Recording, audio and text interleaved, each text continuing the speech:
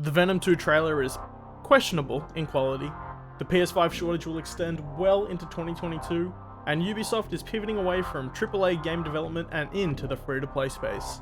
Hi, I'm your host Daniel, and this is your weekly roundup.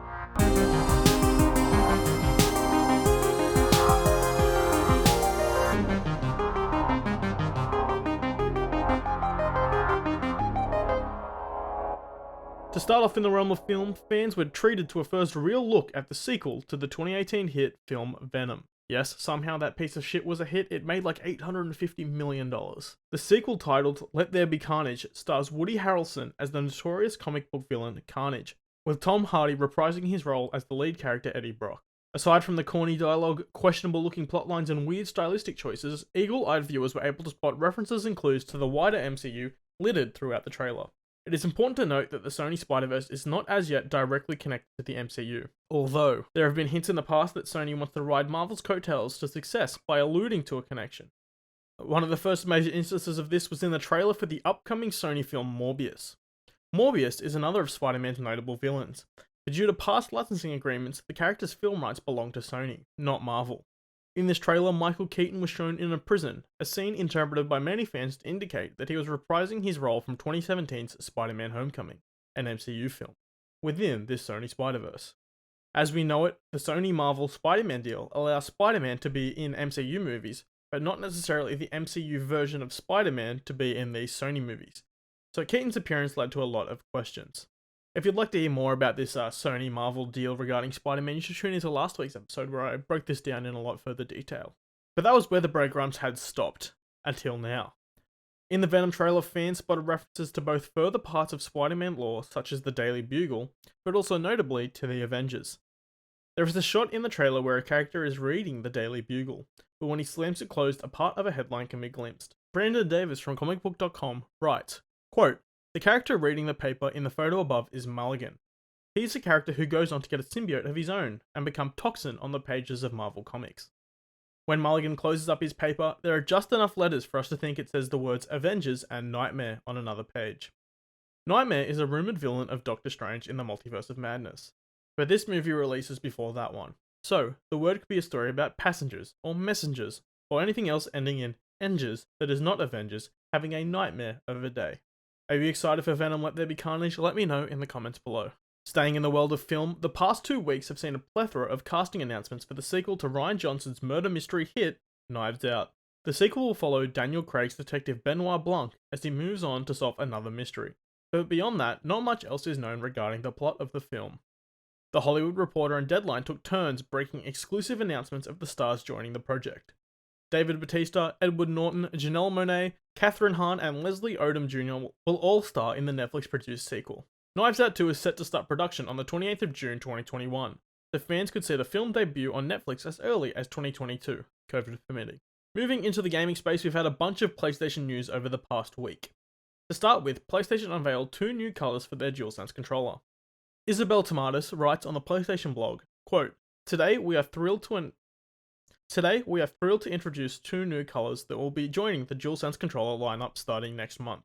Midnight Black and Cosmic Red. Midnight Black features 2 subtly different shades of black, with light grey detailing to reflect how we view space throughout the night sky.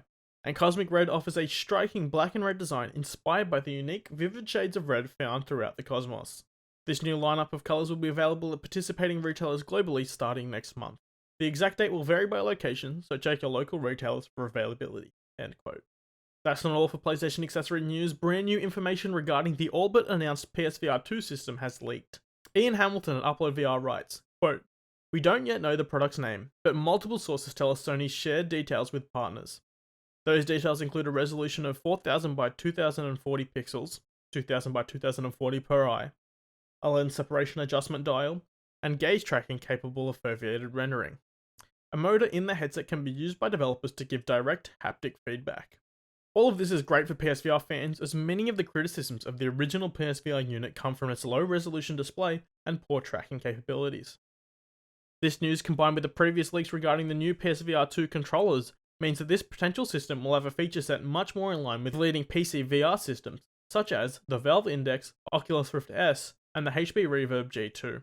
And combined with the power of the PS5, This may lead to many more high-end VR experiences, such as Boneworks and Half-Life Alyx, having the potential to come to the console market. This new headset will have cameras built in that will be used to track the controllers without the use of an external camera. It utilizes foveated rendering, a technology that allows the PS5 to only have to render in high detail what the player is actually looking at, and will connect to the PS5 via a single USB-C cable. There is no release date for the PSVR 2 as of yet, but it is speculated that the headset will release sometime in 2022. For those not lucky enough to get their hands on the highly sought after PS5 console, it looks like their luck will not begin to turn anytime soon. In recent statements, Sony has made it clear that the demand they have seen for the PS5 has not slowed down, and due to the global semiconductor shortage, they are not able to sufficiently increase production to meet this demand. Sony's Hiroki Totoki tells analysts that, quote, "I don't think demand is calming down this year, and even if we secure a lot more devices and produce many more units of the PlayStation 5 next year, our supply wouldn't be able to catch up with demand," end quote. The PlayStation 5 is already the fastest selling console in history, with over 7.8 million units out in the wild in just over 6 months. Even though its production has been hampered by the COVID pandemic, causing a number of supply chain issues, including factory shutdowns and semiconductor shortages.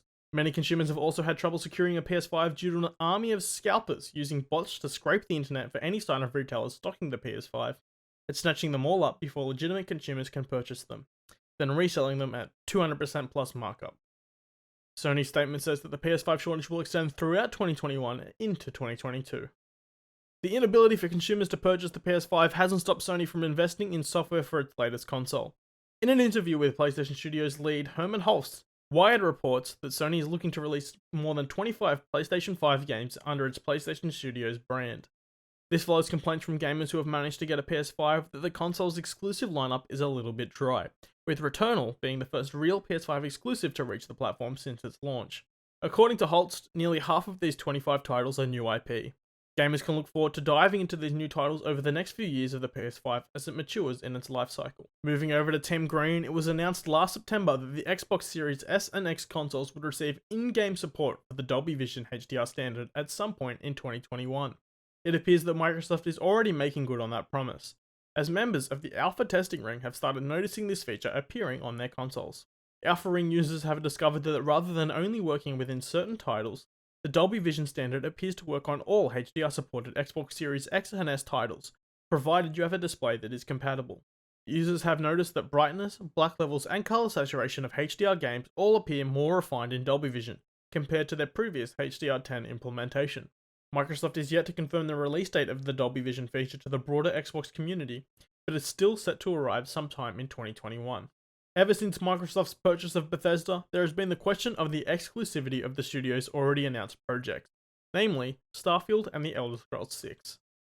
Many have argued back and forth that Microsoft would not want to lose the sales of these games on PlayStation consoles, or burn the cash that already spent developing the PlayStation versions of these games that surely existed before the acquisition, while those on the other side make the argument that you don't spend $7.5 billion on one of the most renowned video game publishers in the industry to not make their titles exclusive to your platform.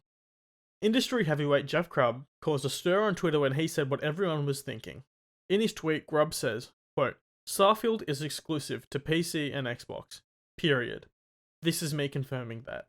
Grubb also went on to tweet that Kinda Funny Games blessing Adeoye Jr. is, quote, "right about Starfield's release date," all but confirming Adeoye Jr.'s prediction that Starfield will release in Q1 2022.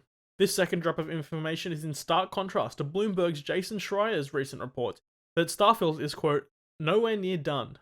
Schreier followed this up by tweeting, quote, "Let me make this very clear. Bethesda's plan is to tease a release date for Starfield at E3. That date is late 2022. I'll leave the specifics to them. But please keep your expectations in check and refrain from sending death threats when the other rumors turn out to be false." End quote. As such, it is much more uncertain than ever when Starfield will release. All we know for sure is that we won't know more until Microsoft's E3 presentation in this coming June. Destiny 2 players were accidentally given early access to the upcoming, highly anticipated crossplay feature, which was accidentally made active after the release of the game's Season of the Splicer this past Wednesday. Players on PC, Stadia, and Xbox were able to party up with each other by utilizing a glitch. Personally, I managed to try this before they patched it out, and it was a lot of fun. I played a few games of PvP, on my PC within the Xbox user base, and I had a great time. This glitch was patched out fairly quickly, But Bungie then went on to announce a crossplay beta and it will be running from May 25th through 27th. The beta aims to test Bungie's crossplay matchmaking technology, and will take the form of a strike playlist that will matchmake PC, Xbox, PlayStation, and Stadia players with one another. Players who participate in 3 strikes within this playlist within the test period will be rewarded with an exclusive emblem for their efforts. Also, if this episode goes up late, it's because I was playing the Vault of Glass raid that releases the same day that this episode is supposed to, and I was doing that instead of editing this episode. The real reason is because there was a bunch of noise outside yesterday and I couldn't record it until Monday, and now it's going to come out today and I have to do a quick edit. It's going to be a whole thing. Ubisoft is apparently shifting its focus away from AAA titles and towards a more high-end free-to-play model. In an earnings call, the games giant made the statement, quote, "In line with the evolution of our high-quality lineup that is increasingly diverse, we're moving on from our prior comment regarding releasing 3 to 4 premium AAAs per year," said Ubisoft CFO Frederick Duguet. Quote, "It is indeed no longer a proper indication of our value creation dynamics. For example, our expectations for Just Dance and Riders Republic are consistent with some of the industry's AAA performers. Additionally, we are building high-end free-to-play games to be trending towards AAA ambitions over the long term. This is a purely financial communication evolution, and doesn't change the fact that we continue to expect a high cadence of content delivery, including powerful premium and free-to-play new releases." After much speculation about what exactly this means, Ubisoft clarified their statement saying, quote, "Our intention is to deliver a diverse lineup of games that players will love, across all platforms. We're excited to be investing more in free-to-play experiences. However, we want to clarify this does not mean reducing our AAA offering. Our aim is to continue to deliver premium experiences, such as Far Cry 6, Rainbow Six Quarantine, Riders Republic, and Skull and Bones, to name a few, while also expanding our free-to-play portfolio, and strengthening our brands to reach even more players," end quote.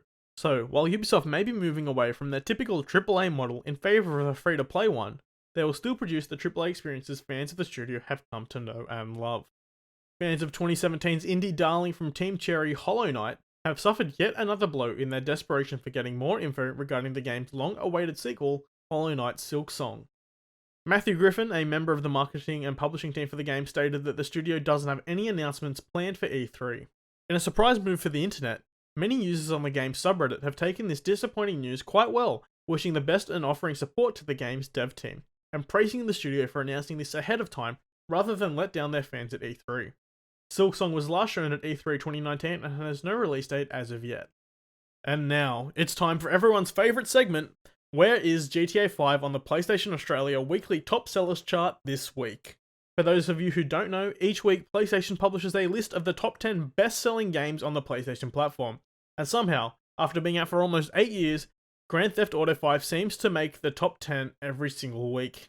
This week, Mass Effect Legendary Edition takes the top spot, Resident Evil Village is in second, FIFA 21 is in third, and our good mate GTA 5 has been knocked off the podium down to fourth. It's really sad to see people choosing to play new releases over an 8-year-old game. But never fear, because over the last week, the release date for the next-gen port of Grand Theft Auto 5 has finally been announced.